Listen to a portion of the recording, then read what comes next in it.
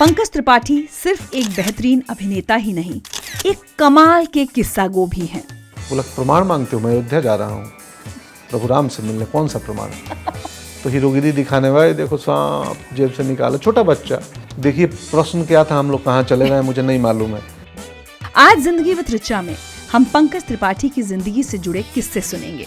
देखा उनका टप टप दो मार दिया, वो लोग प्रभावित हुए, ये आदमी है क्या है ये चीज? उनसे भी और उनकी जिंदगी से जुड़े लोगों से भी।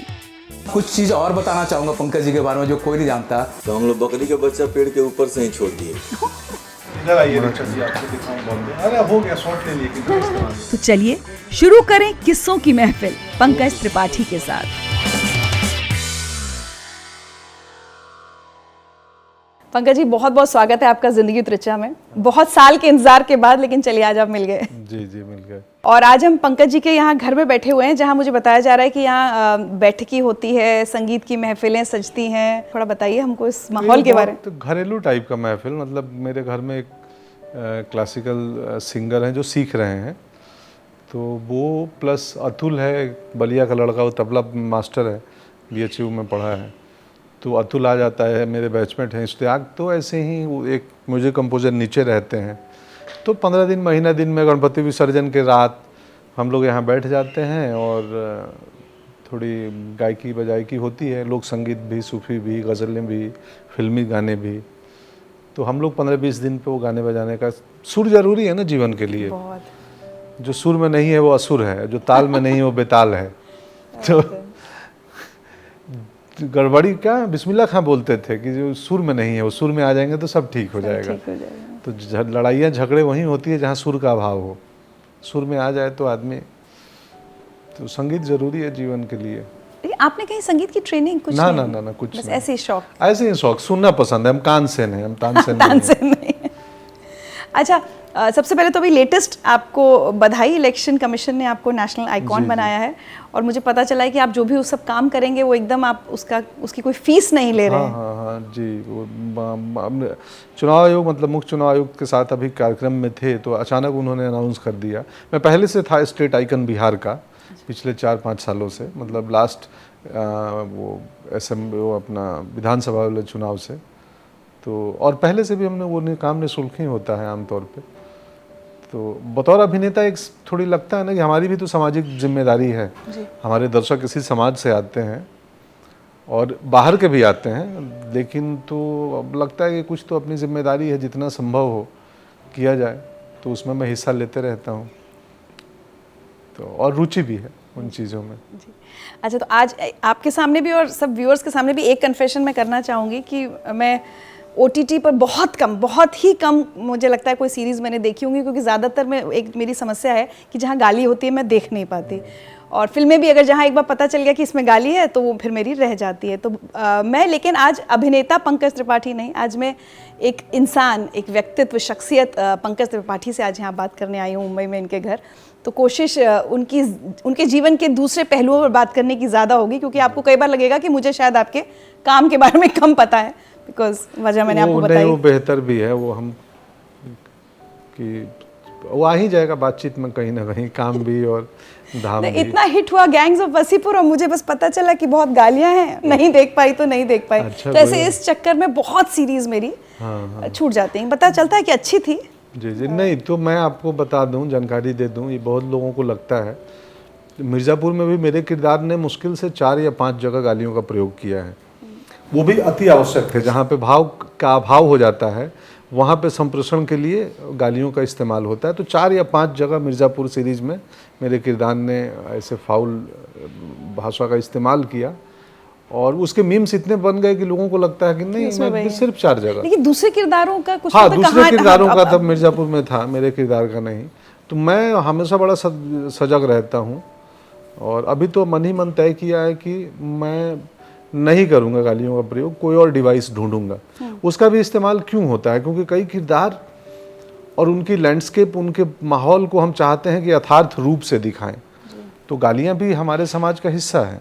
आपको कई बार बनारस में सुनेंगी तो आपको बुरा भी नहीं लगेगा। तो पर यथार्थ को दिखाने के लिए कुछ रचनात्मक डिवाइस भी हो सकता है। तो मैं उस पर काम कर रहा हूँ कि हमें इस्तेमाल ना करना हो, और ये घंटी है मेरे घर में जो बजती रहेगी, बहुत पुरानी घड़ी है और ये बंद पड़ी थी कई सालों से। तो इसको पिछले महीने ही टाउन के एक मिस्त्री हैं क्रॉफर्ड मार्केट के पास में, वहाँ थोड़ा जाके, पुराने जमाने वाला फील भी दे रही है। हाँ, तो ये मेरे ख्याल से आधे घंटे पे बजती है। तो और थोड़ी फास्ट भी है, देखिए सब 15 मिनट पे बज रही है, उसको 2:30 पे बजना चाहिए, 2:45 पे बज रही है। तो कोई बात नहीं, ये मधुर ध्वनि है, सुर में है। ये सुर में है, हाँ। ये असुर नहीं है। चलिए, तो अब शुरू करते हैं आपके बिल्कुल बचपन से बात करने में। सबसे पहले तो ये बताइए कि आपके परिवार में बाकी सब लोग तिवारी लिखते हैं, आपके पेरेंट्स भी, आप त्रिपाठी सरनेम आपने क्यों लगाया? ये क्या इसके पीछे कोई कहानी है बस, या यूं ही? कहानी है, कहानी छोटी सी है, एक कहानी, रोचक कहानी है। वो क्या होता है कि किसी को पता नहीं होता है वो किस कुल खानदान कौन से गोत्र में पैदा होगा। हम पैदा होने का निर्णय नहीं कर सकते हैं, हम जीवन में अपना कैरियर बना सकते हैं, हम कहाँ जाएंगे ये तय कर सकते हैं, लेकिन हम कहाँ आएंगे इस धरा पे वो हमारे हाथ में नहीं है। तो संयोग से मैं तिवारियों के परिवार में, बनारस तिवारी, पंडित बनारस तिवारी मेरे पिताजी हैं, वहाँ पैदा हुआ, गांव में पल रहा था। 9वीं क्लास तक मेरा भी क्लासरूम में भी नाम तिवारी ही था। अच्छा। पेपर्स में मेरे मन में, मेरे गांव में तिवारी त्रिपाठी दोनों सेम सरनेम है। तो मेरे चाचा थे वो त्रिपाठी लिखते थे, काशीनाथ त्रिपाठी, और एक बाबा थे वो राम नरेश त्रिपाठी लिखते थे, हिंदी के प्रोफेसर थे वो गोपेश्वर महाविद्यालय हथुआ में। तो पता नहीं 9वीं 10वीं में जब एडमिट कार्ड का फॉर्म भर रहा था तो मेरे मन में ये चल रहा होगा कि 2 व्यक्ति इस गांव में त्रिपाठी लिखते हैं। एक बड़े पदाधिकारी हैं मेरे चाचा, सरकारी जॉब में थे कृषि विभाग में, और बाबा जो हैं वो प्रोफेसर बन गए। और ज़्यादातर तिवारी सरनेम लिखने वाले लोग खेती और पंडिताई की वृत्ति में थे, कर्म कांड कराते थे। तो शायद मैं बालमन में लगा होगा कि गुरु त्रिपाठी लिख दो तो कुछ कुछ हो जाएगा, बाबा और चाचा की तरह कुछ हो जाएगा। तो मैंने 10वीं में अपने आप जाके अपने एडमिट कार्ड में अपना नाम में पंकज त्रिपाठी लिख दिया। और आप आज तक पिता का सरनेम, पिता जो है का सरनेम पुत्र कैरी करता है, मैंने पिता का भी सरनेम बदल दिया। अच्छा, उनका त्रिपाठी करा दिया? मैंने अपने पेपर में, Oh सिर्फ my God. अपने एडमिट कार्ड में। हाँ। तो बट दोनों का अर्थ सेम ही है। तो मतलब घर में उस पर विरोध कुछ कब नहीं कोई किसी को विरोध नहीं हुआ और किसी को पता भी नहीं था। बाद में देखे बोले ये मैं त्रिपाठी लिखल बा, तो बोले वो हम कर दिए थे 10th में। तो वो कहीं मंशा होगी कुछ अलग करना है, तो कि हम टोटके वोटके में विश्वास कर लेते हैं ना, आसपास लगता है कि अच्छा ये ऐसा क्यों हुआ, तो शायद ये कहानी होगी। तो और कोई टोटके भी किए बचपन में? टोटके वोटके तो बदमाशियां तो की बचपन है, में तो नहीं, पता एनएसडी है। में करते थे। हाँ। एनएसडी में हमारा एक दोस्त था, बैचमेट था, तो उसको ये जादू टोना पे बड़ा भरोसा था। तो हम लोग, मैं और एक और दोस्त मिलके उसके कमरे के बाहर कभी नींबू रख दें, उसमें एक सुई चुभो के रख दें, कभी सिंदूर और सरसों वरसों छिड़क दें, और वो जब निकले तो उसको लगे कोई कर गया है कुछ। तो उसको चिढ़ाने के लिए और उसको दुविधा में डालने के लिए, यहाँ तक कि हमने एक बार साउंड स्टूडियो था त्यागराजन सर का एनएसडी में, वहाँ से कुछ ऑडियो रिकॉर्डिंग करवाई और हमें एनएसडी ने वो कैसेट प्लेयर दिए थे, टेप रिकॉर्डर। तो वो अपने कमरे को बंद करके और जो रिकॉर्ड करके लाए थे अपने कमरे में वॉल्यूम बढ़ा के सुनाते थे, उसको बाजू के कमरे में था, और वो साउंड का कयास लगा के ना बाकी स्कूल में कि इसके रूम में मैंने ऐसे ऐसे आज साउंड सुने हैं। क्या साउंड होते थे? तो वो ठीक नहीं है, तो उसको चिढ़ाने के लिए कुछ भी। तो ऐसे शरारत तो युवा आयु में हम करते ही रहते हैं। बचपन में भी की आपने, युवावस्था में भी की, अभी तक चल रही है? हाँ, नहीं अब कम हो गया, अब नहीं, एनएसडी तक था। एनएसडी के बाद मुंबई आने के बाद अब मैं उतना शरारत नहीं करता हूँ। तो अब मैं थोड़ा बौद्धिक शरारत करता हूँ। कई बार जिसके साथ शरारत करता हूँ उसको एहसास भी नहीं होता है। तो आज हमें थोड़ा संभल के रहना पड़ेगा। तो वैसे ही वो कहीं ना कहीं से परसाई जी को, सक्सेना जी को पढ़ रहे थे तो सटायर का असर हो गया। तो अब जो मेरी शरारतें हैं वो ज़्यादातर व्यंग्यात्मक होती हैं, और जिनको समझ आती है उनके लिए व्यंग है, जिनको नहीं समझ आती उनको कॉमेडी लगती है। तो अब वैसा होता है। चलिए, तो वापस बचपन में जाते हैं कि आपको लगा कि भाई त्रिपाठी लगाने से कुछ हो जाता होगा। तो उस बाल मन को क्या लगता था कि जीवन में सफल होना या सक्सेसफुल होना या बड़ा होना, क्या मायने थे आपके लिए उस समय? तो एक्टर तो नहीं सोचा होगा? क्या बिल्कुल सोचा नहीं सोचा था। अब कोई कहीं सरकारी अधिकारी बन जाऊंगा या प्रोफेसर बन जाऊंगा, 2 ही मेरे उदाहरण थे मेरे सामने, तो जीवन थोड़ा मतलब ठीक होगा। या अधिकारी ही बन जाऊंगा। ज़्यादातर यही था कि कहीं सरकारी जॉब में, दोनों सरकारी जॉब में थे, तो उस वक्त भी सरकारी नौकरी बहुत बड़ी चीज़ होती थी गांव के लिए, सब लोग उसी का प्रयास करते थे। तो यही रहा होगा कि मैं भी कहीं सरकारी बड़े पद पे चला जाऊंगा। मुझे याद है मेरे गांव में नाटक में लड़की बनना था, तो राघव चचा डायरेक्टर थे, तो उन्होंने बोला कि लड़की, उस साल जो लड़की की भूमिका वाला गाँव नहीं आ रहा था, कलकत्ते में नौकरी कर रहा था, छठ में उसको छुट्टी नहीं मिली होगी, तो हुआ कि नाटक नहीं होगा क्योंकि लड़की कोई बनेगा नहीं। तो मैं बोला मैं बन जाऊंगा। तो उन्होंने बोला पहले पिताजी से पूछ लो, अपने घर में पूछ लो भाई, उनको आपत्ति ना हो, वरना उस दिन वो नाराज हो जाएंगे देख के। तो मैं पूछने गया तो पिता, पहले माँ से पूछा, तो माँ ने बोला कि बन जाओ लड़की, कोई दिक्कत नहीं है, तुमको मन है तो कर लो, लेकिन एक बड़े आदमी का भी उसमें रोल कर लेना। तो बड़ा आदमी मतलब बड़ा पोस्ट, पद। तो मैं डायरेक्टर को ये शर्त रखा, तो मैं उस नाटक में थ्रू आउट लड़की था, और तो अंत में आई थिंक जज का एक सीन का रोल था, ऑर्डर, तो जज बना था बड़े आदमी का रोल। तो माँ को खुश कर, तो माँ को बैलेंस हो गया कि अरे पहले तो लड़की रहा, बाद में जज बन गया ना। हालांकि वो तो अलग किरदार थे।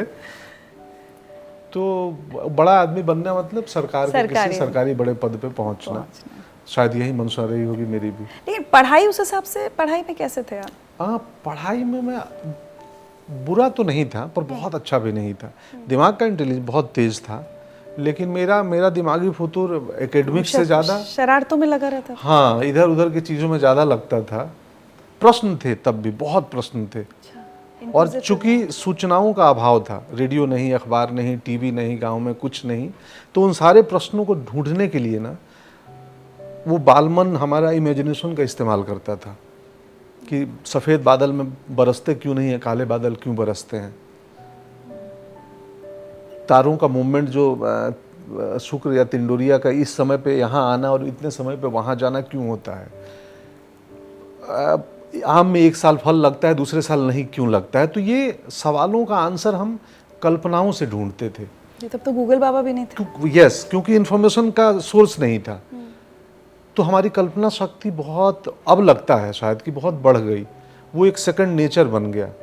वही कारण है कि अभिनय में मैं जब सेट पे पहुंचता हूँ तो मैं सीन को देखते में बोलता हूँ अरे इसको तो ऐसे भी कर सकते हैं ना, तो डायरेक्टर बोलता है हाँ हाँ कर सकते हैं, कि हाँ इंटरेस्टिंग हो सकता है, देखो करके एक बार देखते हैं रिहर्स करते वक्त। तो वो कहीं ना कहीं अब मैं ढूंढ रहा था, मुझसे बहुत लोग प्रश्न करते हैं अभिनय को लेके, तो कैसे कर लेते हो? मुझे नहीं मालूम मैं कैसे कर लेता हूँ, जेन्युइनली नहीं पता मुझे, मेरे पास कोई मेथड एक्टिंग नहीं है, कोई मेथड नहीं है, पढ़ा सबका हूँ। तो जब वो कल्पना की शक्ति है, और ये इसलिए मैं छेड़ा क्योंकि आज के बच्चों में, आज की पीढ़ी में कल्पना का अभाव होते जा रहा वाली है। थी आपको। जो प्रश्न है गूगल कर लो। वही हम लोगों के समय वो सब कुछ नहीं था। तो हम इस अपनी कल्पना शक्ति को दौड़ाते थे, और कई बार रियलिटी से ज़्यादा, कई बार नहीं, हमेशा स्ट्रॉन्ग और पावरफुल चीज़ कल्पना है। सही बात।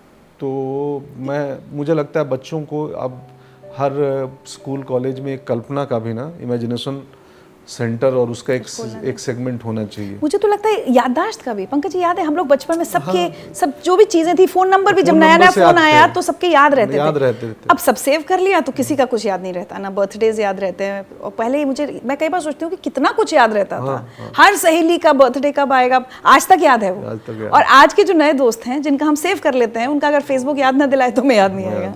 तो कभी आपको लगता है पंकज जी कि जब सीमित संसाधन थे या सुविधाएं कम थी, तकनीक कम थी, वो उसका एक बहुत बड़ा रोल है आज हम जो हैं, और शायद इसमें वो सीमित संसाधनों का ही बहुत बड़ा योगदान है। बहुत बड़ा योगदान है, बहुत बड़ा योगदान है। मुझे याद है जब हम NSD पहुंच रहे थे तो मोबाइल आया था पहली बार मेरे पास, हैंड्स मोबाइल, वो नोकिया का सिंपल वाला, 2000 के आसपास NSD में एक में आया। तो मेरा प्रेम चल रहा था, तो लगा कि इसकी ज़रूरत है, तो एक हैंडसेट छोटा सा ले लेना चाहिए। 3100 नंबर था उसका, तो वो ख़रीद लिए हम।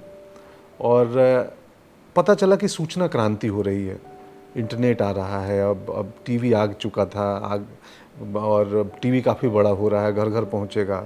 अब मोबाइल जेब में घूमेंगे, तब पता चला स्मार्टफोन आएगा, आप टच स्क्रीन कर पाएंगे। तो मालूम चला ये सूचना क्रांति है, इन्फॉर्मेशन रेवोल्यूशन हो रहा है देश में। आगे चल के आज 2022 में जो हमारा इन्फॉर्मेशन रेवोल्यूशन था, अब वो मिस इन्फॉर्मेशन रेवोल्यूशन की तरफ जा रहा है। वही इंस्ट्रूमेंट हैं और स्मार्ट हो चुके हैं और हम डम होते जा रहे हैं, मुझे लगता है। इन्फॉर्मेशन रेवोल्यूशन से हमें मिस इन्फॉर्मेशन रेवोल्यूशन की तरफ जा रहे हैं, मतलब असूचना की क्रांति हो रही है।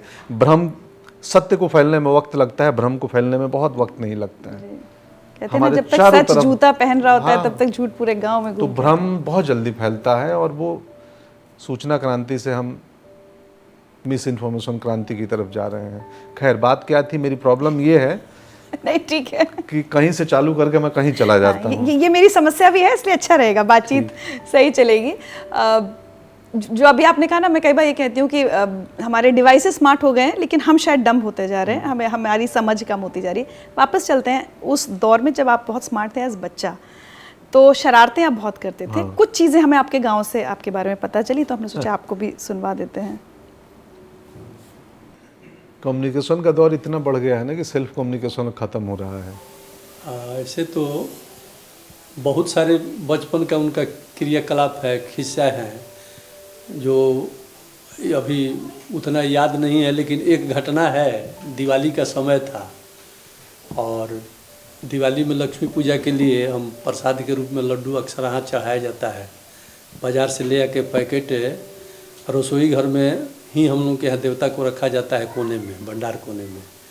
तो वहाँ एक कोठिला था जो जिसमें अनाज उनाज रखा जाता था, उसके ऊपर रख दिए कि कोई छूछा नहीं करेगा। शाम के समय जब पूजा का समय आया तो माँ हमारी खोजने लगी, हम कहे कि वहीं पर है, देख लो। तो गई देखने, तो उसमें तो लड्डू सब गायब था, एक दो लड्डू बचा हुआ था। तो कही, अरे क्या हुआ ये लड्डू, लगता है कि घर में चूहा हुआ ज़्यादा बढ़ गया, कोई चूहा खा गया। तब तक ये साइड में कहीं खड़े थे तो ये सुने आवाज़, तो अपने भाभी को इशारा किए कि हाँ हाँ वो तो भोग लग गया। चूहा खा गया। आपको याद है ये घटना? नहीं, मुझे याद नहीं है। हाँ, मुझे अब सुन के हल्का आंशिक रूप से याद आ रहा है कि मैं कर सकता हूँ, किया होऊंगा कि नहीं, किया ही हूँ, याद आ रहा है, लेकिन बिल्कुल अक्षर से याद नहीं। बहुत बचपन की बात है, मेरे ख्याल से 9-10-11 साल का रहा होऊंगा। तो जब ये सब करते थे आपकी मार पिटाई भी हुई है कभी? भैया मारते थे। तो मैं एक इंटरेस्टिंग केस खेलने में देर हो जाती थी गांव में। शाम को नदी है घर के पीछे ही, तैरने लगे, चिकाठारी खेल रहे हैं, गुल्ली डंडा खेल रहे हैं, तो उसमें 6:30-7 अंधेरा हो गया। सब खेल के बाद हम लोग पसीने हैं तो नदी में नहाने जाते थे कि अब यहाँ नहा के ही चलेंगे। तो देरी हो गई 7 बजे, और घर पे एक स्ट्रिक्ट आदेश था भैया का कि तुम्हें सूरज ढलते घर पहुँच जाना है खेल खाल के। तो अब उसके लिए एक बड़ा इंटरेस्टिंग बहाना था। मेरे गांव में गनू चाचा थे, पोस्टमैन, तो वो चिट्ठी लाते थे जामू बाजार पोस्ट ऑफिस से। तो जितने बजे भी नहा के निकलेंगे, दौड़ते हुए उनके दरवाजे पे जाएंगे, पूछेंगे हमारे घर की कोई चिट्ठी आई है। वो बोलेंगे ना, नहीं खेल तेरा घर के। फिर घर आएंगे, घर आते कहाँ रहा इतना देर। हम बोले उनके दरवाजे पे बैठे थे, वो आए नहीं थे पोस्ट ऑफिस से, तो हम प्रतीक्षा कर रहे थे कहीं कोई चिट्ठी आ जाए। उन दिनों मोड ऑफ कम्युनिकेशन चिट्ठी ही थी। तो बोलते रोज़ तुम क्यों जाते हो पूछने? बोलते हम अपने से प्रेम करते हैं, जितने हमारे रिश्तेदार हैं उन सबसे मुझे आशा रहती है कि मौसी लिख देंगी, दीदी का आ जाएगा, उसका आ जाएगा। तो मैं सबसे कनेक्टेड रहता हूँ, सबसे प्रेम करता हूँ, तो मेरा मन मुझे रोक नहीं पाता है। शाम होते बोलता हूँ पोस्टमैन के दरवाजे जाओ, कुछ नहीं, जो खेलने में देरी हुई हो उसको कवरअप करने के लिए भावनात्मक तरीका, तो उसके लिए पिटाता था। मैं 1-2 बार पिटाया हूँ बहुत। उस समय तो ये भी नहीं था ना, बट ठीक है, अब लगता है कि नहीं, वो भी पिटाइयाँ ज़रूरी ही थी। हाँ, मतलब मन में कभी नहीं आया कि हम अपने गार्जियन पे जाके केस करें कि हमारे राइट्स हैं, राइट्स भी हैं कि ये लोग मार नहीं सकते। आजकल तो बच्चे पुलिस बुला सकते हैं अगर किसी ने अच्छा, टीचर से स्कूल में पिटाई हुई आपकी? हाँ, काफ़ी पिटाई हुई है। लक्ष्मण एक मास्टर साहब थे, वो मैथ के टीचर थे, तो वो अलग किस्म का पनिशमेंट देते थे। वो थोड़े मोटे थे, उनका तूंद बड़ा था ना, तो एक छड़ी होती है ना बांस की, तो वो अपने पेट में लगाते थे और सामने बच्चे को बोलते थे आ जाए तू भी लगा दे, छड़ी गिरनी नहीं चाहिए, नीचे नहीं मारूंगा। Oh my God. और पुश करके ना पीछे ले जाते थे क्लासरूम के, और आखिर में आपके पीछे वॉल आ गया, अब आप रुक गए, अब कहाँ जाओगे। अब उनकी मोटी थी, मतलब चर्बी वर्बी था, तो उनको दिक्कत नहीं होता होगा, वो दबाते थे और मार सब रह दियो, अब छोड़ दी, बनैबा कि ना तू, कल हो ही कि ना होमवर्क हो जा। फिर पीछे हटते थे, वो छड़ी गिरती थी। तो ऐसे टाइप के, तो हाँ टीचर एक आध टीचर हैं जो मारते थे। ठीक है, सुर आया। हाँ, सुर है। आपकी पिटाई पे इतना परफेक्ट टाइम पे हाँ, सुर उसने है। वो प्रमाणित किया कि बात सही है। सही है। चलिए और आपके जरा किस्से। जैसा अब हम लोग आज तो बहुत ही ऊंचे शिखर पर पहुंच गए हैं। एक हमारे यहाँ एक लाहवा महुआ का पेड़ था, जो मतलब इस पूरे क्षेत्र में भूत कि वहां पर भूत रहता है इससे वो प्रसिद्ध था। लोग वहां डरते थे, दिन में भी नहीं जाया करते थे। आवासों में था भी वह भयानक स्थान, लेकिन मैं और वो वहां अपना हिम्मत साहस के साथ जाया करते थे। 2 दिन 4 दिन पर जरूर जाते थे और लोगों को यह बताते थे कि यहाँ कुछ नहीं है, आपके मन में है यह भूत प्रेत। ये जरूर हम लोगों ने किया कि जहाँ जहाँ पर लोग भय करते थे वहां नहीं जाते थे, वहां हम लोग जरूर जाते थे। रह गई बात बदमाशी की, तो बचपन में थोड़ा सा 10% तो सब लोग करते हैं। थोड़ा सा तो हम 10% लोगों ने भी किया है। अमाउंट भी बताए। एक नदी थी यहाँ, उस नदी में हम लोग नहाते थे, तो घर से छुप के नहाते थे। वहाँ एक पकड़ी का पेड़ था, उस पर से छलांग लगा करके उस पानी में नहाया करते थे। और बचपन से हास्य कलाकार भी रहे हैं। नाटक में भी हास्य का जो है वो दृश्य बहुत ज्यादा लिया करते थे। नहीं भी लिया करते थे, अगर गुंडा का भी रोल लिया है तो उसमें भी कुछ ऐसा जरूर होता था कि दर्शक जो है वो लोटपोट हो जाते थे। एक समय की बात है कि एक हमारे यहाँ खेत है, वहाँ पर हम लोग खेत में जो है पटौनी कर रहे थे। तो कुछ चरवाहा लोग वहाँ, बकरी के चरवाहा लोग थे, तो उसमें से हम और वो पंकज जी 2 जन मिल करके एक बकरी का बच्चा लेके उस पेड़, ब्रह्म जी के जो पेड़ है उसके ऊपर चढ़ गए। और वो बकरी वाला जो है वो पूरा खोज रहा है। कुछ देर के बाद में इन्हीं के अंदर यह भाव हुआ कि भाई यह बेचैन है और इसको दे देना चाहिए। तो हम लोग बकरी का बच्चा पेड़ के ऊपर से ही छोड़ दिए थे, लेकिन ऊपर वाले की कृपा से उसको कुछ हुआ नहीं। ये कैसी कैसी बदमाशियां।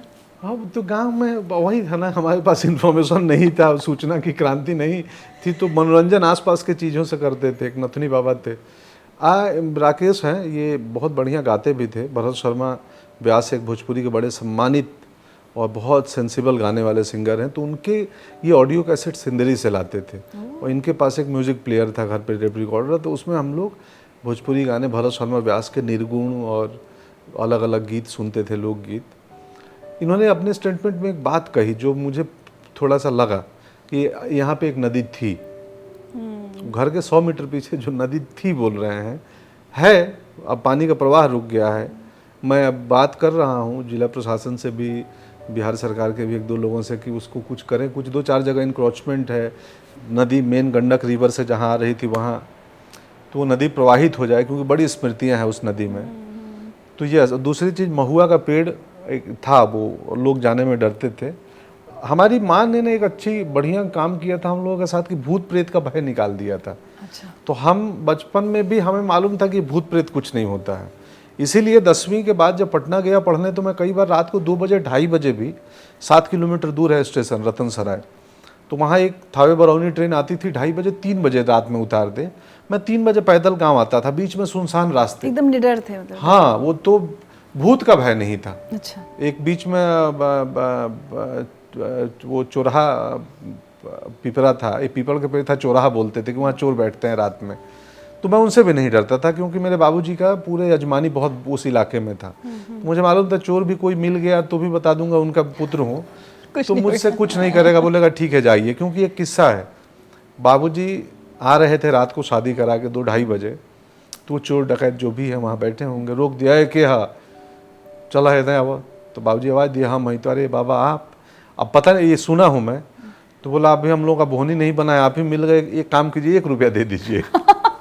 तो वो 1 रुपया निकाल के बोले लीजिए आप लोग, 1 रुपया दिए चले आए। तो हम भी श्योर थे कि हमारा 1-2 रुपया ही लगेगा अगर चोर और मिल भी गए तो, क्योंकि हम बाबा के बेटे हैं। तो आम का, महुआ का जिक्र किए, महुआ का 3 पेड़ था मेरे खुद के घर में। गर्मियों में फूल आते हैं महुआ के, बहुत ही कमाल के, बहुत कम लोग देखे होंगे। तो और सुबह 7 बजे रात को गिर जाते हैं, 3-4 बजे 5 बजे भोर में। 7 बजे सुबह जाके उनको उन पे चिट्ठियाँ लगे इसके पहले बीन के लाना होता है। और महुआ को सुखा के बचा के रखते हैं सर्दियों के लिए। सर्दियों में या कोई महिला को बच्चा हुआ है तो उसके बाद महुए का लड्डू बनता है जो बड़ा हेल्दी होता है, या दूध में उबाल के खाते हैं। तो हमारे 3 पेड़ था महुआ का, अब तो नहीं रहा, गिर गया, तीनों कट गया। तो सुबह हम लोग गर्मियों में 7 बजे चले जाते थे, मैं और मेरी बहन। कोई अगर लाने वाला नहीं है तो, क्योंकि महुआ 7-8 के बाद ख़राब हो जाएगा, धूप लगेगा या धूल मिट्टी जानवर आ जाएंगे, चींटियाँ लग जाएंगी। तो हम लोग लेके आते थे महुआ वहाँ से। तो हम जो हैं आम, महुआ, परवल, टमाटर के बीच के अभिनेता हैं। तो कई प्रकार का जीवन देख के आए हैं सिनेमा में। हाँ, यही है। चलिए, एक आपकी और बड़ी ख़ास याद जो ये भी आपके एक निडर होने का। नदिया का तीरे हो पार फील्ड बा, हमारे खेत 5 बीघा का प्लॉट बा। हमें सब लड़का वॉलीबॉल, फुटबॉल, गेंदा कुछ खेले सन, वो जो यहाँ खेले आ खेले के ओने से यहाँ नदी के तीरे बैठी लो, सांप कुली चलत रहे सन, निकल के जंगल झाड़ी में से पूछ ध के लगिया नचावे ओकनी के। आ लड़का सब भागे लगिया सन चिल्ला के, जाए बाप काट ली का कर जे बगली में धो लेस, सपवा के बचवा के होते होते बच्चा बगली में धो लेस। ये खेला रोज करस। फलाने छवात रहे गाय के रहे के, कहले जो रसरी घट गई स्कूल से अइले, रसरी तो घट गए, हम जाता नहीं ले आए। अबर खैले खा के साइकिल उठले, पैसा ले गए किन के ले आए। उन से लेके अल तो बबूरिया रहल रोडवा पर बबूर, वो सामने अल तो बड़का मोट के गहुम सांप। आई देखले ना दूर से, जब लगे अल तब देखो तारा या तल तब सांप धोले ल साइकिल धोले ल सांप। और गोड़ का कहले जब ऊपर सीट पर धो ले, बाकी साइकिल चलाते रह गए, साइकिल छोड़ले ना। अब वहीं तो पकड़ले रह गए सपवा।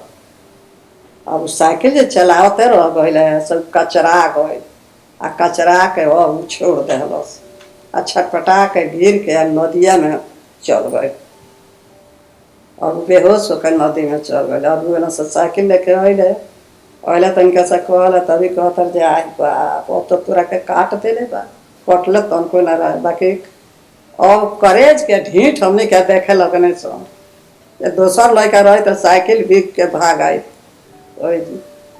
एगो ही घटना और बहुत घटना कोई बचपन के बा, बाकी याद बात नहीं के। अब लड़का बड़ होले सन तो सब भुला जाला। हाँ, चचेरा भाई उनकर अले हमारा घर, तो कॉलेज को के अले तो कहले जब भैया तनी हमारा हाथ देखो ना, देखले हाथ तो कहले ना ये बेकार बाबा नेरे में लागल बड़ा तार होई ना एमे, ई लाइन तू छोड़ दो और टीवी के दुकान तू खोल दो, वे टीवी बनावे के सीख। मन उनको तकलीफ में हो गए, बैठ गए, टीवी पे आना भूल जाओ, टीवी चल गए। तो हमार बड़की पतो इनका औरत कहल जे बाबू राउर एकदम में होई रुआ करे के बा, वहाँ का कहला पर रुआ छोड़े के नहीं खे। तो काम करते करते उनकर आगा मुके तरक्की होत चलल। अब बेरा ले वही चिबाड़े वे खुली करत रहे और पूरा संसार उनका के जान गए, गाँव जान गए, भीतरी कुटुम्बी सब है जान गए। मैं कल ही ना आगे बढ़ल बड़ा है। अच्छा, ये भी बीच में थोड़ा तो समझ गई, पूरा समझ नहीं आया मुझे। मैं कल ही मिल के आया हूँ इससे, और इसने बताया नहीं कि बाइट दी है। मैं कल गांव में ही थे, ये पहले हमने का है। सबको बता दिया था कि सरप्राइज रखना। तो ये लोग वो सिक्रेसी मेंटेन करके रखे हैं कि इसको नहीं बताना है। तो मैं किस्सा गो था, स्टोरी टेलर था। सांप मेरे साइकिल को नहीं पकड़ा था, हम चला रहे थे और अचानक साइकिल चलाते हुए तब दूर इधर बाएं दाएं ज़्यादा देखते थे ना, कि हमारी तो शौक था कि हैंडल छोड़ के कितना देर चलाएंगे, बिना देखे चलाएंगे।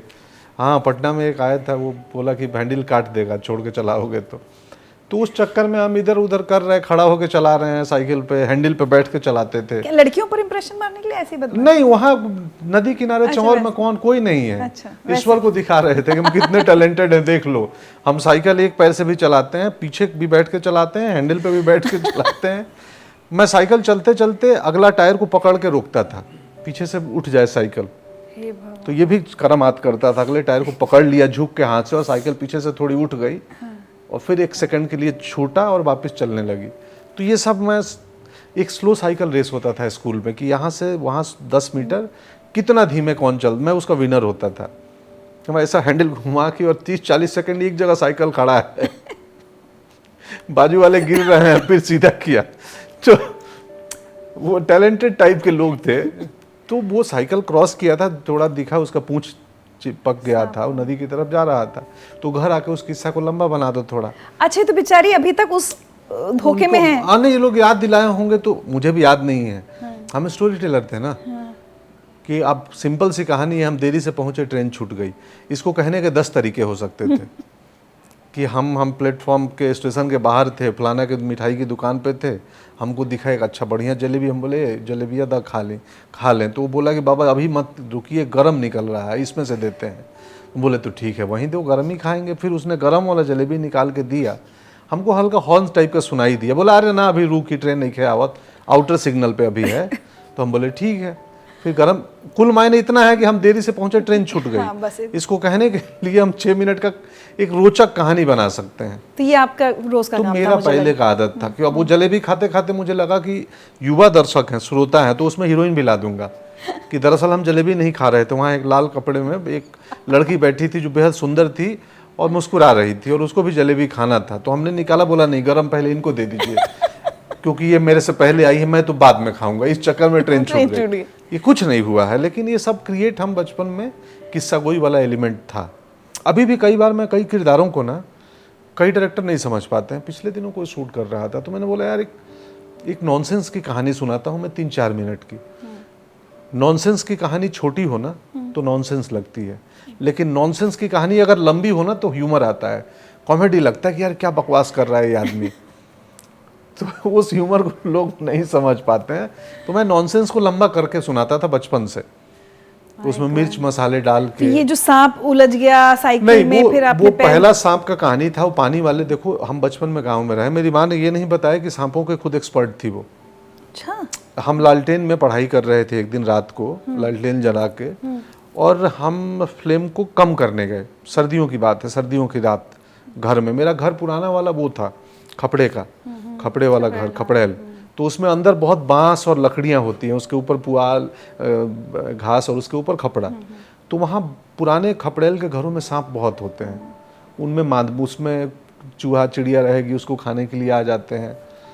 तो सर्दियों का दिन था और हम लोग ऐसा कंबल रजाई ओढ़ के पढ़ रहे थे, लालटेन रख के चौकी पे, और हम बुझाने के लिए कि अब पढ़ना बंद कर, सोना गए तो वो टच उसका ये होता है ना माइनस करने के लिए, तो वहाँ टच किया तो मुझे एहसास हुआ कुछ और लालटेन की रोशनी दीपक तले अंधेरा है एकदम, थैली के नीचे आपको उतनी रोशनी नहीं होती है।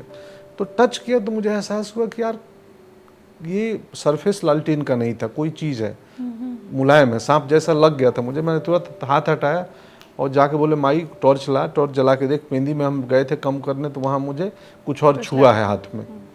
टॉर्च जलाया गया तो एक सांप, लालटेन की थैली थोड़ी गर्म थी तो आके लपेट के और उसके नीचे बैठ गया है। उसको ठंड लग रही होगी। तो अब हम वो कौन सा, तो मेरी माँ बोली कुछ नहीं, तुम लोग हटो, डराओ मत, हटो। वो एक डंडा लाई और डंडा ला के और वो उसने ऐसा लालटेन को धीरे से पकड़ा और सपोर्ट किया और चौकी से नीचे उतारा। और तब तक सांप को समझ में आ गया और निकल के और वो चला गया। तो वो सांप को तो दरवाज़ा खोल के बाहर भेज देती थी घर से। तो मुझे सांपों की, बचपन में गांव में आप रहते हैं तो पहचान, अगर इच्छुक हूँ मैं था, तो एक पानी वाला सांप होता है, वो काटता नहीं, उसमें जहर नहीं होता है, उसको आप पकड़ भी लोगे तो हमें मालूम था। बट ये एक्ट कोई ना करे, हाँ, कि मिस इन्फॉर्मेशन के युग में जी रहे हैं। तो एक आध जो नदी के वाला किया था वो मुझे पता था कि ये जहरीले नहीं है, बाकियों को नहीं मालूम था। तो हीरोगिरी दिखाने वाले, देखो सांप जेब से निकाला, छोटा बच्चा, कभी बड़े को पकड़ के दूर फेंक दिया, ये सब। तो वो थी, मैं अभी भी सांप से, मेरी पत्नी, बाकी लोग, मैं नहीं डरता हूँ। कोई सांप वाले, कोई पैनिक मत हो, वो चला जाएगा अपने राह से। वो जब तक तुम उस भय, किसी भी जानवर का, जब तक वो हमसे नहीं डरेगा तब तक वो हमला नहीं करेगा। तो अच्छा, वो क्या था कि टीवी की दुकान खोल लो, वो हाथ में देखे होंगे, कोई तो बताए होंगे कि तुम्हारा ये सब एक्टिंग वैक्टिंग में नहीं चलेगा, तुम एक इलेक्ट्रॉनिक्स कुछ दिखा होगा कुंडली की, इसको टेक्निकल में इलेक्ट्रॉनिक्स में जाना है। अच्छा। उनको क्या मालूम कि इसको ओटीटी पे जाना है, इलेक्ट्रॉनिक्स डिजिटल वाला है। एक इंटरेस्टिंग किस्सा है, मेरी बहन की शादी हो गई थी 86 में या कि 88 में, मुझे याद नहीं है साल। बड़ी बहन जो सिवान में है, सुभद्रा। तो शादी के विदा हो जाते ही अगले दिन बहन सब रोते धोते हैं, मैं भी बहुत रोया था। 10-11 साल का बालक था, मैं बहुत रोता हूँ विदाई में। मैं अपनी विदाई में भी, हाँ अपनी विदाई में भी रोया था। मैं अपनी पत्नी को ला रहा था, तो मुझे लग रहा था मेरी वजह से ये सब सीन हो रहा है, असली कल्प्रिट मैं हूँ। मैं बस गाड़ी से जाता रहूं और हाईवे पे या सड़क किनारे किसी गांव में विदाई चलता रहे, मैं विंडो से देख के भावुक हो जाता हूँ। अभी लड़की विदा हो रही है अपने घर से, तो विदा होने के बाद ना घर में एक थोड़ा सा बड़ा सूनापन रहता है अगले दिन, और सब लोग थोड़े अलग अलग हिस्सों में बैठे होते हैं, और 3-4 औरतें उधर, 5-6 बुजुर्ग उधर, बच्चे खेलेंगे। उस खेल में खेल तो रहे हैं लेकिन उत्साह की कमी रहेगी, या उनमें रहेगा वो दूर खेल रहे हैं। तो उसमें बैठे थे 5-6 बुजुर्ग, मेरे जीजा आए थे बनारस से, तो वो हस्तरेखा विशेषज्ञ, हाथ देखते हैं। तो उन्होंने हाथ देखा मेरा और देख के बोला, वहाँ 5-6 लोग थे कि यार इसके हाथ में विदेश यात्रा है। तो सब लोग बोले विदेश यात्रा क्यों है? उस जमाने में, हाँ 86-88 में। बोले, एक बोला अरे नेपाल जाई, नेपाल मेरे घर से 50 किलोमीटर दूर हुआ, तो नेपाल जाई। तो बोला ना नेपाल ना, कई बार विदेश यात्रा पर, ज़्यादा विदेश यात्रा पर। नेपाल को हम लोग हस्तरेखा में, बिहार के पूर्वांचल में नेपाल विदेश नहीं होता है, विदेश रेखा में नेपाल की गिनती नहीं है। वो विदेश रेखा क्या होता है, ये नेपाल है। तो बोले बहुत बार आवे जाए के बैकरा। तो लोग आपस में बात करने लगे कि क्यों जाएगा बाहर विदेश यात्रा करने, क्या करेगा सर, क्या करेगा। तो इस निर्णय पे आए कि हो सकता है कि एयर इंडिया के मेंटेनेंस स्टाफ में इसका नौकरी लग जाए। उसमें भी पायलट नहीं बनाए मुझे, एयर इंडिया का टेक्निकल मेंटेनेंस में इसकी नौकरी लग जाएगी और दुबई यूरोप में कहीं पोस्टिंग हो जाएगी। एयरक्राफ्ट के वायलिंग ग्रीसिंग करेगा, नट बोल्ट घुमाएगा। हमको पायलट नहीं बनाए, हमको क्रू नहीं बनाए कि सर्विस करेगा, क्योंकि ये तो हमारे पहुंच के, हम तो टेक्निकल ही हो सकते हैं ना, मिस्त्री विस्त्री बन सकते हैं।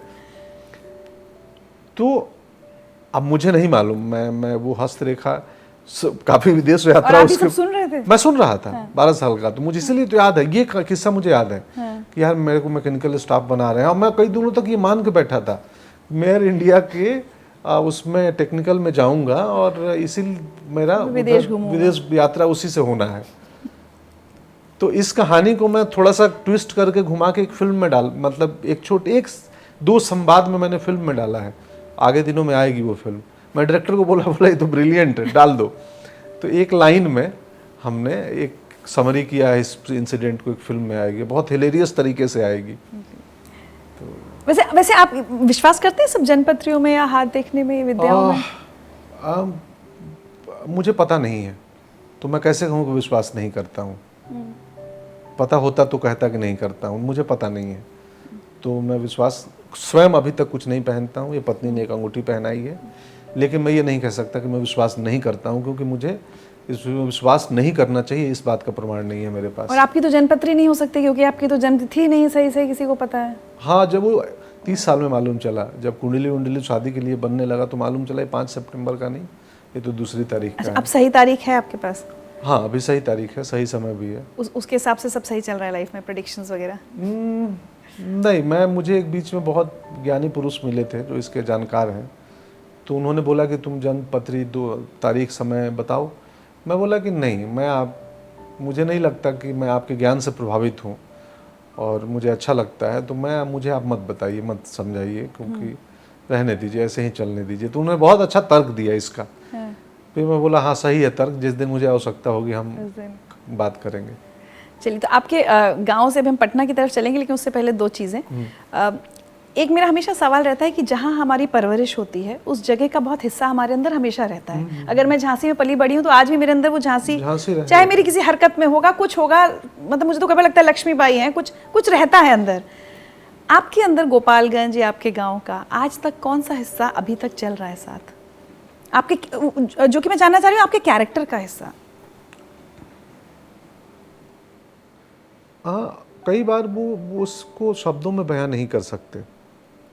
कि जो हम पालक खाते हैं और पालक से आयरन मिलता है, वो आयरन हमारे ब्लड के किस हिस्से में और किस रूप में हमें नहीं मालूम है।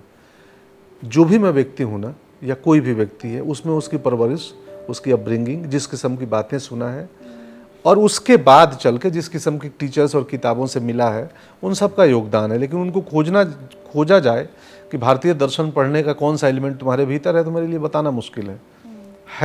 तो मेरे गांव का बहुत कुछ है, मुझे बार बार, हालांकि जो वो गांव की कल्पना भी अब हम जैसा बातें करते हैं वैसी नहीं है। गांव भी बहुत बदल चुका है, स्वरूप गांव का बहुत बदल चुका है। वहाँ पे भी सूचना असूचना सब क्रांति और हो चुकी सूचना का वहाँ ज़्यादा क्रांति हो रहा है। तो पर है, आई थिंक जो मेरे अंदर एक ह्यूमैनिटी है, एक हार जाएंगे लेकिन सत्य ही बोलेंगे, इसकी कहीं ना कहीं माँ बाप से ही कान में डाला गया था कि भले ही तुम्हारा नुकसान हो जाए, झूठ मत बोलना, सत्य ही बोलना। तो मुझसे, मैं असत्य सिर्फ अपने काम में बोलता हूँ, सिनेमा में वो किरदार असत्य है। जीवन में मेरे को असत्य तब बोलूँगा जब मुझे मज़ा लेना हो। मुझे पता है कि इस असत्य का पर्पस सिर्फ मनोरंजन है, इससे सामने वाले का कोई हानि नहीं होगा। मैं कई बार मुझे लगता है कि व्यक्ति मुझे ठग रहा है ना, तो मुझे पता है कि मैं ठगा रहा हूँ, मुझे लगता नहीं इसको ज़रूरत होगी, ठगा जाओ इस बार, कितना ज़्यादा नुकसान तो होगा नहीं। हाँ तो ठीक है ना, 100 रुपये मेरे पास है, 10 रुपये ठग रहा है, 90 तो बचेंगे ना, इसको ज़रूरत होगी। तो मैं जानते हुए भी ठगाता हूँ, और उसका अलग आनंद है जानते हुए ठगाने का। दुख अनजाने में न ठगाएं, जानते हुए ठगाएं तो फिर ओके, मैं अवेयर था। और ह्यूमर भी वहीं से आया? ह्यूमर भी वहीं से आया। मधुसूदन बाबा थे, रघुनाथ बाबा थे, वो लोग जिस किस्म से कहानी, अब जैसे रघुनाथ बाबा एक बार का किस्सा है कि वो विदाउट टिकट में पकड़ के जेल चले गए थे। एक लाइन का किस्सा है, टिकट बिना कटाए चले गए, अयोध्या जा रहे हैं, टीटी आया। उसको जिस तरीके से वो वर्णित करते थे, आप सुनेंगे तो वो पूरे मतलब 20 पन्ने का एक लॉन्ग स्टोरी है कि हम ट्रेन में जा रहे थे, बैठे थे, अयोध्या जा रहे थे, इतने में एक काला कोट वाला आया, बोला टिकट, हम बोले टिकट, वो बोला हाँ टिकट, हम बोले कौन सा टिकट, बोला इसमें यात्रा करने का प्रमाण। बोला प्रमाण मांगते हो, मैं अयोध्या जा रहा हूँ प्रभु राम से मिलने, कौन सा प्रमाण? तो उन्होंने बुलाया है, जा रहा हूँ। तो बोला नहीं तो ओहो आप अयोध्या जा रहे हैं, हाँ तो आप, फिर तो पुलिस वाला आ गया, बोले ये क्या? बोला आपका राजकीय सम्मान होगा। अच्छा ये करेंगे, हाँ चलिए, कहाँ, इसी में होगा? नहीं बाहर चलना होगा। चलिए तो कहानी पूरी, वहां से लेके राजकीय अतिथि गृह तक का सम्मान बताएंगे, सब कुछ व्यवस्था मिला सम्मान पूर्वक। तो कहानी कुछ भी हो सकती है, तो उसको सुनाने के तरीके हजार होते हैं। तो ह्यूमर भी वहीं से आया। वो बाबा को, चाचा को सुनते थे, घूर रात में अलाव जगती थी, अलाव पे वो जान के सुनाते थे। हो सकता है कि जैसे मेरे सांप के किस्से सत्य नहीं है, वैसे उनका भी ट्रेन का किस्सा सत्य ना हो। स्टोरी टेलिंग थी, स्टोरी टेलिंग, और वो ओरल ट्रेडिशन था। बैठ के वही मनोरंजन था, टेलीविजन नहीं, कुछ बैठ के शाम को सुनाते हैं। कि बारात में गए थे और वहाँ बारात में शास्त्रार्थ की परंपरा थी। बारातों में शास्त्रार्थ होता था कि ज्ञानी जन मिलेंगे और उसमें पकड़ के ले आते, भाई 2-4 ठो उसको ले जाओ जिसको ज्ञान हो, क्योंकि वो लोग ऑफर दे दिया कि शास्त्रार्थ करेंगे तब तक लड़का नहीं जाएगा मंडप में। Oh my God. तो हमारे तरफ से 4 ज्ञानी पुरुष होंगे ना कि चल यहाँ बैठिए, तो वो बजाते एकदम खद्दड़ का, एकदम वो पोशाक ही ऐसी पहन के जाते थे कि सामने वाले को, क्योंकि चैलेंज दे देते थे कि एक बारात में लोग गए और उसने कोहड़ा को, तो किस टॉपिक पे शास्त्रार्थ? कुछ भी, किसी भी टॉपिक पे, वो जीके जीएस हो सकता है, वो वेद पुराण हो सकते हैं, वो धर्म हो सकता है, वो संस्कार पे हो सकता है, वो चतुराई पे हो सकता है, वो किसी भी सब्जेक्ट पे। कोहड़े को का बच्चा छोटा था, तो एक गांव वालों ने क्या कि उनको मालूम है कि 6 महीने बाद हमारे बच्चे की शादी होगी, तो एक बड़ा सा हांडी लाए और उसमें वो कोहड़े का को रख दिया। अब वो कोहड़ा ग्रो होते होते हांडी के शेप में आ गया, क्योंकि हांडी कोहड़ा छोटा था, डाल दिया गया था उस लत्तर को अंदर, बाकी पार्ट बाहर है, तो उसको पोषण मिल रहा है, धूप मिल रही है। वो बड़ा होते होते बड़ा हो गया, कोहड़ा फिट इन हो गया उस मटके में, उस हांडी में। अब उसको काट लिया गया, शादी में आए, अब रख दिया गया कि भाई आपकी तरफ आ रहे, बिना काटे इसको खाना है, काटना नहीं है इस कोहड़े को, और मटका फूटना नहीं चाहिए, आप बाराती हैं, आप लोग खा लीजिए। अब वही समस्या कि मटका फूटना नहीं चाहिए, काटना नहीं चाहिए, कैसे खाएंगे? तो एक चतुर आदमी गए थे, बोले चूल्हा जलाओ, इसमें थोड़ा पानी डालो, इस मटके को चढ़ाओ, मटका फूटेगा नहीं और 10-15 मिनट में ये सॉफ्ट होके पिघल जाएगा, फिर इसको अंदर से चम्मच कलछुल से निकाल के खा जाएंगे, कोहड़ा खा लेंगे, मटका फूटेगा नहीं। तो शास्त्रार्थ की परंपरा थी, समझिए ना। भारतीय दर्शन में एक विचारक आता था, अपने विचार पे, अपनी आइडियोलॉजी पे एक पुस्तक लिखता था, उसको काटने के लिए एक दूसरा विचारक आता था और वो उसके काट में एक दूसरी पुस्तक लिखता था कि मैं इनके विचारधारा को, मैं इनके थॉट को खारिज करता हूँ, ये रही मेरी पुस्तक। या उसका भाष्य हो सकता है, उसका टीका हो सकता है। खारिज, भारतीय परंपरा में तो खारिज करना उतना नहीं करते थे, बट अपना मंतव्य रखते थे उस चीज पे। ये वेस्ट का परंपरा है कि उनको खारिज करेंगे तब दूसरे दार्शनिक आएंगे। तो कैसी परंपरा थी, कितना पढ़ने लिखने वाले थे हम लोग, कितना सोचने वाले भी, कितना सोचने वाले। आज से नहीं, 2000, 2500, 3000 साल पहले से। देखिए प्रश्न क्या था, हम लोग कहाँ चले गए मुझे नहीं मालूम है। आपके अंदर गांव कितना, हाँ, तो वो शास्त्रार्थ का भी, आप तो शास्त्रार्थ का, हाँ, तो वो बात उसमें भी बात कहीं की कहीं पहुंच जाती है शास्त्रार्थ में। तो उसके लिए वो जाते थे, हम लड़कों को बोला कि तुम वहाँ जा रहे हो बारात में तो थोड़ा तुम लोग तमीज से रहना। आपने किया कभी? बहुत बारात में गया हूँ मैं। नहीं शास्त्रार्थ नहीं, मैं हम कहाँ गया नहीं थे उस समय, मालूम है, चुप रहो बैठो। तो शास्त्रार्थ जाते थे, 1-2 पहलवान भी जाते थे। हो सकता है कि बाद में पहलवानी भी आ जाए, कोई पहलवान है आप में, कौन? तो हमारे यहाँ से एक पहलवान आए, थोड़ा लड़के दिखाइए, कुछ भी हो सकता था। गांव भर की बारातों में आप? मैं बहुत बारात में गया हूँ, बहुत सारे बारातों में गया हूँ, और क्या बात है, आनंद आता था बारातों में जाना, बारात का भोजन। उसके बाद नाच होती थी, लौंडा नाच का परंपरा था। तो मेरे अंदर जो कलाकार आया है ना, वहीं से वो शादी ब्याह में लौंडा नाच को देखते थे, तो वो सुर, रिदम, डांस, उनके नाच के बाद एक पार्ट होता था। तो जो भिखारी ठाकुर की परंपरा के आगे के लोग हैं, जो व्यावसायिक थे, नाच कंपनी वाले, अपनी जीविका चलाते थे अपना काम करके शादियों में। शिव भगवान का नाच था, रामचंद्र का नाच था, जनता बाजार के कोई मिश्रा जी थे जनता बाजार के, उनका नाच कंपनी किया, ये सब भी किया? हाँ, बहुत किया। बहुत नाटक तो आपने किया, लेकिन नाच बहुत देखा हूँ, खूब किया भी है। नहीं किया नहीं, सीखा हूँ। हाँ। नाटक में किया है एक बार। हाँ। उस लौंडा डांस को परफॉर्म, अच्छा, रविंद्र भारती जी का प्ले था, उसमें किया था।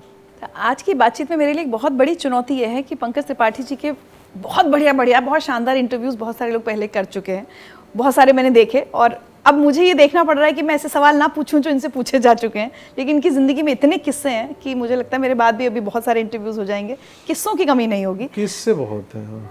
लेकिन थोड़ा सा मैं चाहती हूँ कि हम अब पटना की तरफ चलेंगे, तो थोड़ा सा एक अपना गाँव का कोई भोजपुरी फोक जो थोड़ा सा आपको याद हो, थोड़ा सा गुनगुना दीजिए, फिर आगे बढ़ते हैं। भरत जी का ही गाना था एक, पियर रे भैलना हमार सरसों नियर देहिया राम। मैं थोड़ा बेसुरा हो गया हूँ क्योंकि उनको बहुत हाई स्केल पे गाते थे, मैं इसलिए आ गया। तो वो पियरले भाई लेना हमारे सरसों नियर देहिया राम, जब से गवनवा के दिनवा धराइल रतिया के नींद नहीं देह पियर आइल। हाँ, ये 2 गाने हैं अलग अलग कि वो शादी तय हो गया है और उस नायिका बोल रही है कि सरसों के फूल की तरह मेरा बदन पीला हो रहा है, पियरे भैले ना हमार सरसों नियर देहिया राम। गा दीजिए। अब मुझे अभी याद नहीं है, सुर का बेसुरा हो जाऊंगा, तो मैं नहीं चाहता हूँ सुर कहलाऊँ। मैं ताल का पक्का हूँ, सुर का कच्चा हूँ। अच्छा, अभी बताइए फिर गांव से पटना का सफ़र क्यों हुआ? मतलब क्योंकि आप हॉस्पिटैलिटी मैनेजमेंट कुछ तो वही पढ़ने जाना था, मतलब आपको तो सरकारी अधिकारी बनना नहीं, था? मुझे मेडिकल के लिए जाना था, मैं डॉक्टर बनना था। बाबूजी की इच्छा थी कि मैं, एक बड़े भाई इंजीनियरिंग का पढ़ाई कर चुके थे, तो मैं डॉक्टर बनूँ, उसकी पढ़ाई करूँ, और वो बहुत कठिनाई से जीविकोपार्जन करते थे परिवार का। तो मेडिकल के लिए गया था मैं, मेडिसिन मतलब डॉक्टर बनने। तो उस 2 बार इम्तहान भी दिया, उसका नहीं हुआ, तो मन कहीं और, मतलब उसके बाद होटल में गया। फिर किसी ने बोला कि होटल कर लो, बाहर में इंडियन कुक की बड़ी डिमांड है। चाचा मेरे, वही चाचा जिनका सरनेम देख के मैं त्रिपाठी लगाया था, तो मैं उसमें चला गया। बहुत सस्ते में 12,000 रुपये लगे थे, सरकारी संस्थान था। लेकिन उस समय इसको बहुत रिस्पेक्ट से नहीं देखा जाता था हमारे टाइम में कि अच्छा ये अब क्या नहीं, खाना तो उस समय बनाओगे क्या? आते हाँ, उस समय आते आते मैं भी रिस्पेक्ट भूल चुका था कि अब शुरुआत में आदमी यूपीएससी करना चाहता है, एक अटेम्प्ट में समझ में आता है मेरे बस का नहीं है यूपीएससी, तो फिर आ जाता है वो यूडीसी पे, अपर डिवीज़न क्लर्क। अब आजकल है या नहीं मालूम नहीं, यूडीसी में सब नहीं चला तो एलडीसी, लोअर डिवीज़न क्लर्क। फिर हम चापरासी का भी इंटरव्यू है, उसमें भी ट्राई करते हैं। तो हम भी होटल में आते आते, और नहीं तब मेरा, अब उस समय से हाँ भले नहीं देखा जाता होगा, पर मेरे को किसी काम करने में शर्म नहीं आता था। मैं बाज़ार पे, हम लोग आलू बेचने जाते थे और घर से 40 किलो गांव में, और मैं कभी नहीं शर्माया हूँ कि वो मेरे घर के बारे में जान के, या मेरा घर ऐसा है। कल का एक किस्सा है, मैं मेरे जानने वाले एक बच्चे को प्रेम विवाह करना है, और पता चला कि कल कि वो जब प्रेम विवाह कर रहा है तो उनको, वो सामने वाले पार्टी को ये न लगे तो हमें ऐसा अपना घर कर लेना चाहिए। मतलब फिर प्रेम किस बात का? सामने वाले को बोल दूं मैं ऐसे ही हैं हम भाई, आप प्रेम मेरे घर से, मेरे संसाधन से, मेरे कार्य से थोड़ी है, मुझसे है। तो उसमें क्यों, तो हम आजकल दिखावे के युग में बहुत आ गए हैं ना जी। तो मेरा तब से नहीं था कि हम सनई होता है जिससे जूट बनता है, सनई की खेती होती है, तो मेरा खेत होता था, हम लोग सनई बेचने जाते थे, आलू बेचने जाते थे बाजार में। बट जो अभी आपने कहा पिताजी बहुत सीमित उसमें घर चलाते थे, खर्चा चलाते थे, उसका एहसास उस वक्त होता था आपको कि नहीं। अब शायद मुड़कर देखते हैं तो होता होगा। अब भी नहीं होता है। अब मुझे लगता है कई बार कि मैं अपने स्ट्रगल के, अपने संघर्ष के किस्से बता रहा हूँ और भावुक नहीं हो रहा हूँ। बेस्ट टाइम था हमारा। मुंबई में आके हम पति पत्नी एक 280 स्क्वायर फीट के कमरे में रहते थे, हमें नहीं मालूम था कि बुरी स्थिति है ये। सबसे सही समय था। रोज शाम को बाइक पे बैठ के पूरा चारकोप मार्केट घूमते थे। अब समय नहीं है। अब समय नहीं है। अब वो बाइक आज भी है मेरे पास। अच्छा। अब मेरा ड्राइवर चलाता है, बोलते हैं उसको बचा के सर्विसिंग करा के, उसका वो एक लाइफ स्पैन खत्म हो गया, तो आरटीओ में दोबारा रजिस्टर्ड करा रहे हैं उसको, कि उसको बचा के रखो उस बाइक को। चलिए, तो पटना के आपके दिनों से कुछ यादें। पंकज भाई को नमस्कार। पंकज भाई, आज आपसे इस माध्यम से भी बात होगा। पंकज जी, आप बहुत अच्छे कलाकार हैं, दुनिया जानती है, कहीं भी जाओ आपकी ही चर्चा है, और जो लोग आपसे मिलते हैं वो जानते हैं कि आप कितने अच्छे इंसान भी हैं। लेकिन पंकज जी, आज मैं एक खुलासा करूंगा कि ये कोई नहीं जानता आज कि पंकज जी कितने अच्छे एथलीट हैं। पंकज जी से हमारी पहली मुलाकात 89-90 में हुई थी। पंकज जी इतने अच्छे एथलीट थे, आप सोच नहीं सकते। पंकज जी, शीर्षासन होता है ना, वो हाथ के बल पे वो दौड़ा करते थे, वो दौड़ना प्रॉपर रन करते थे, ये नहीं कि वॉक कर रहे हैं। इतने अच्छे एथलीट थे। और एक बंगाल का एक ट्रेडिशनल गेम है लाठी भांजा। पंकज जी सो क्लेवर, वो लाठी को जो स्टिक होता है अपने फिंगर्स पे नचाते थे, जादू था उनके उंगलियों पे। उसके बाद कुछ चीज़ और बताना चाहूँगा पंकज जी के बारे में जो कोई नहीं जानता। पंकज जी एक नेशनल प्लेयर भी रह चुके हैं। उन्होंने बिहार को रिप्रेजेंट किया है शूटिंग बॉल में, वो भी 90s में। और क्योंकि उस समय जब इसका टीम बना था शूटिंग बॉल का, तो हम लोग सब नए थे, तो बेसिकली वो प्लेयर सेलेक्ट हुए थे जो वॉलीबॉल में अच्छे हैं। अच्छा, पंकज जी उस समय भी देखिए, हमारा एज सेम था और हम लोग दोस्त थे, लेकिन पंकज जी उस समय भी स्पोर्ट्स से और इतने सेंसिटिव बंदे थे कि लास्ट मैच में हम मणिपुर या सिक्किम से खेल रहे थे, तो हमने बहुत अच्छा फाइट दिया था, जीते जीते हार गए थे। उसमें मैं बहुत अच्छा खेला था। तो Pankaj ji as a colleague हो गया, एज ए फ्रेंड हो गया। पंकज जी उस समय उनका दिल देखिए कितना बड़ा था। मेरे को बोला था, किसलिए तू इतना अच्छा खेला, मैं तेरे को एक गिफ्ट दूंगा। उसमें पंकज जी कुछ वादा किए थे गिफ्ट देने का, उन्होंने दिया होगा, लेकिन अगर नहीं दिया तो अब देंगे तो ज़्यादा अच्छा है कि कुछ अच्छा गिफ्ट मिलेगा। पंकज जी इस बात को नोट करना। लास्ट टाइम तो भानु गिफ्ट ले गया था, लेकिन इस बार हमारा पक्का है।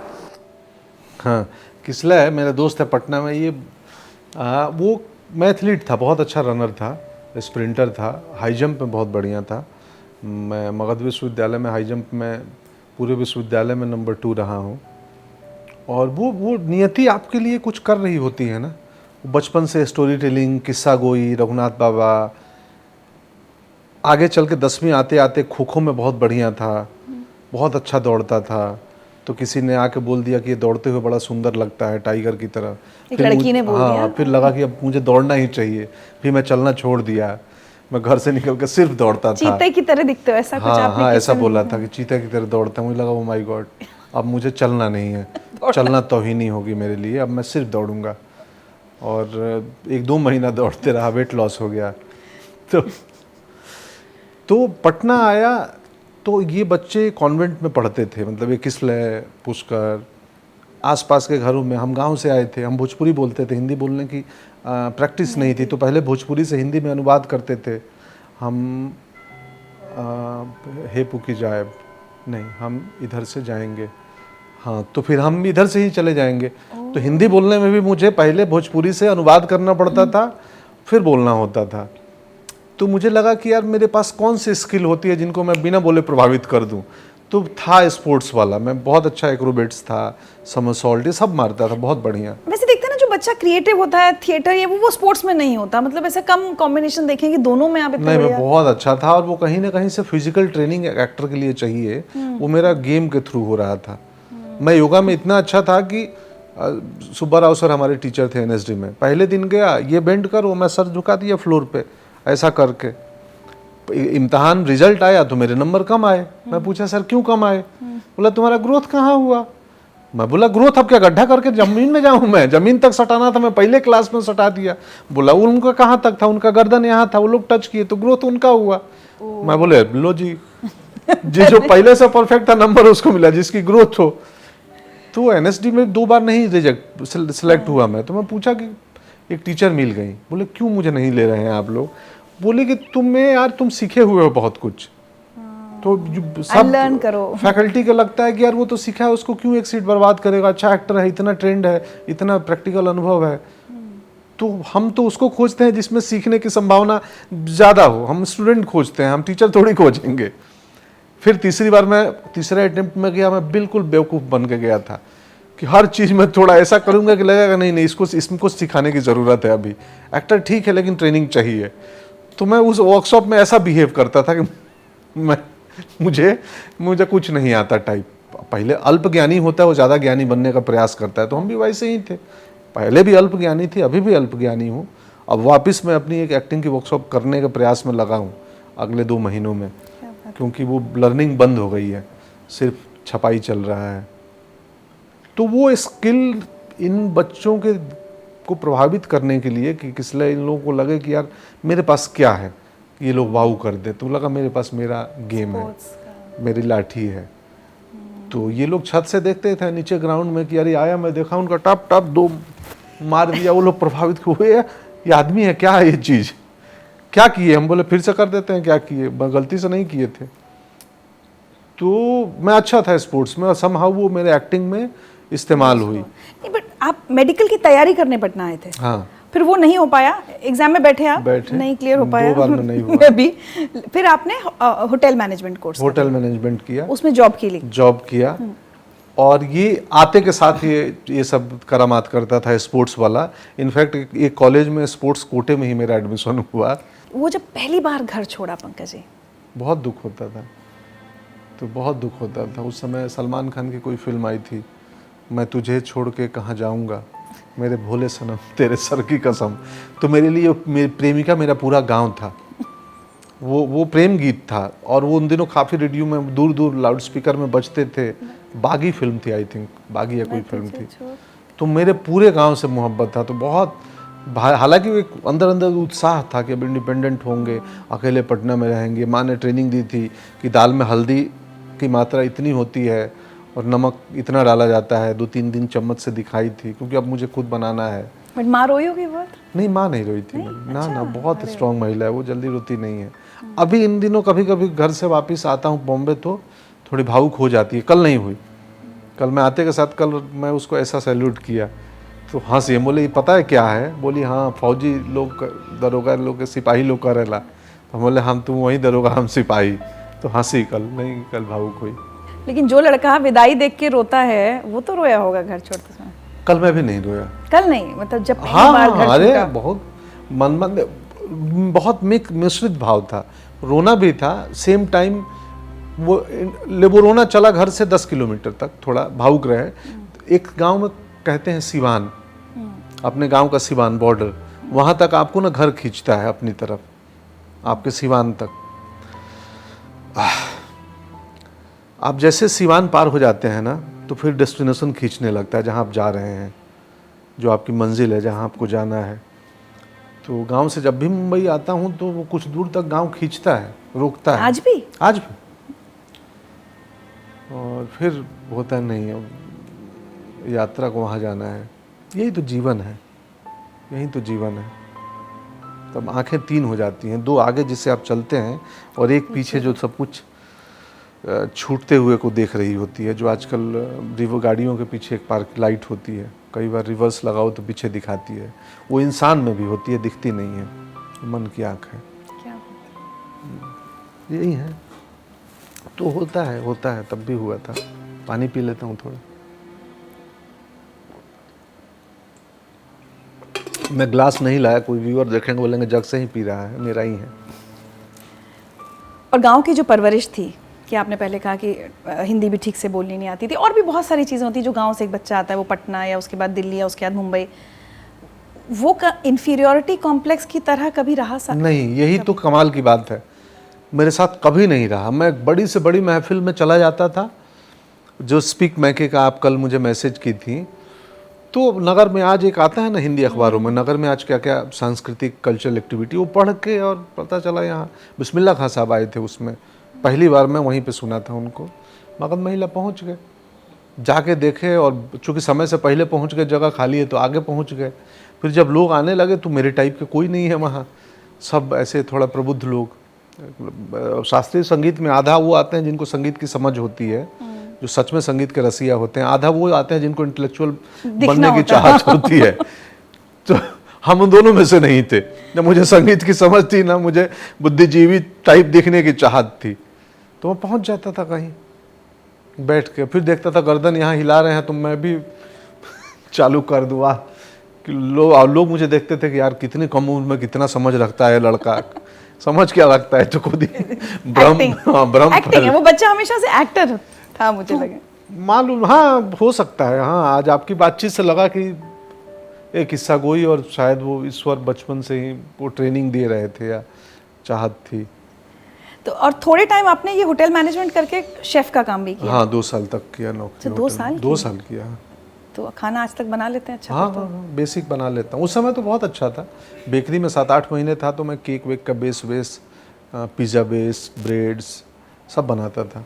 और अच्छी बात यह कि कभी आपके घर वालों ने इसे उससे नहीं देखा तुच्छ की ऐसे, क्योंकि मुझे याद है हम लोग एक ही जमाने के हैं, मुझे याद है कि शेफ बनने को कोई बहुत इज्जत से नहीं देखते थे उस समय। नहीं तो मुझ में वो इन्फीरियरिटी कॉम्प्लेक्स की जो अभी आपने पूछा ना, मैं किसी महफिल में कोई बड़ा अधिकारी है, गांव के लोग डर जाते थे, अरे वो साहब आए हैं, साहब हैं। मैं अरे साहब है तो खा जाएंगे साहब, बात करना है, अपना बात रखना है। हाँ सर प्रणाम।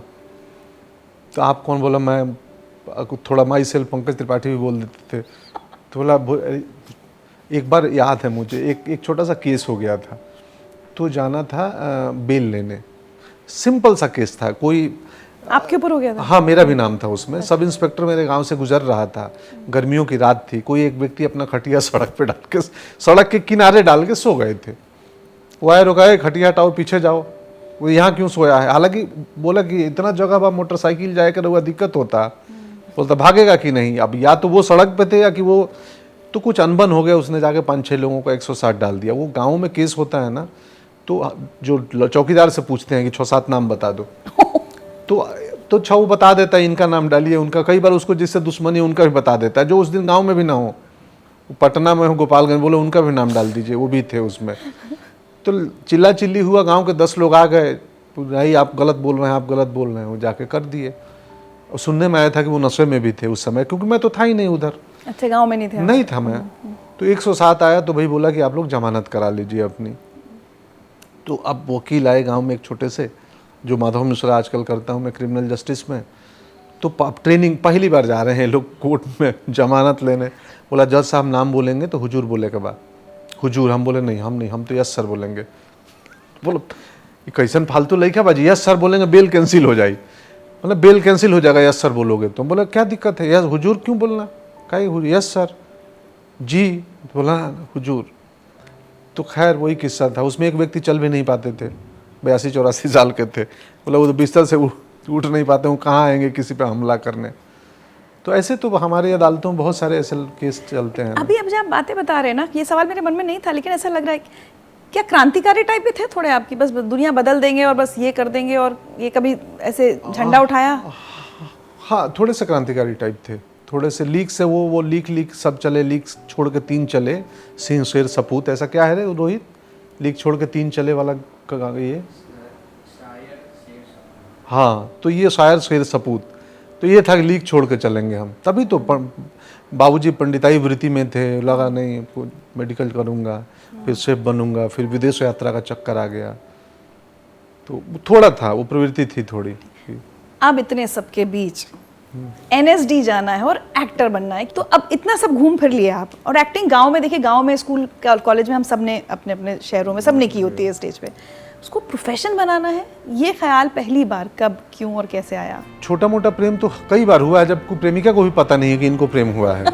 मैं कभी किसी फिल्मी पार्टी में न स्ट्रगल में गया हूँ, न बाद में जाता हूँ। मेरे गांव का या मेरे परिवार का शायद पहला प्रेम विवाह था, तो अवरुद्ध हुआ, नहीं होता तब दिक्कत हो जाती। कितने प्रोग्रेसिव लोग हैं यार, एक्टिंग करूँगा जाओ, प्रेम विवाह करूँगा जाओ, तो थोड़े तो बाधाएं होनी चाहिए ना। अपमानित मैं नहीं होता था, मुझे अपमानित करना मुश्किल है। आप मुझे जितना कुछ भी ह्यूमिलिएट कर लो, कुछ कर लो, मैं अपमानित नहीं होता हूँ। आप गाली दोगे, मैं गाली लूँगा ही नहीं। ये तो बुद्ध ने वाली बात। आप बेइज्जती करोगे, मैं मेरा हुआ ही नहीं, आपने कर लिया हो, मैं सामने वाला आप कुछ उकसाना चाहे ना, और आप ना उकसो, मुस्कुराते रहो तो उसको ज़्यादा तकलीफ हो जाती है। आषाढ़ का एक दिन पे लिखा हूँ, ये बड़ी सही चीज़ ला दी, पूरा रोने का जुगाड़ करवा दिए हैं आप।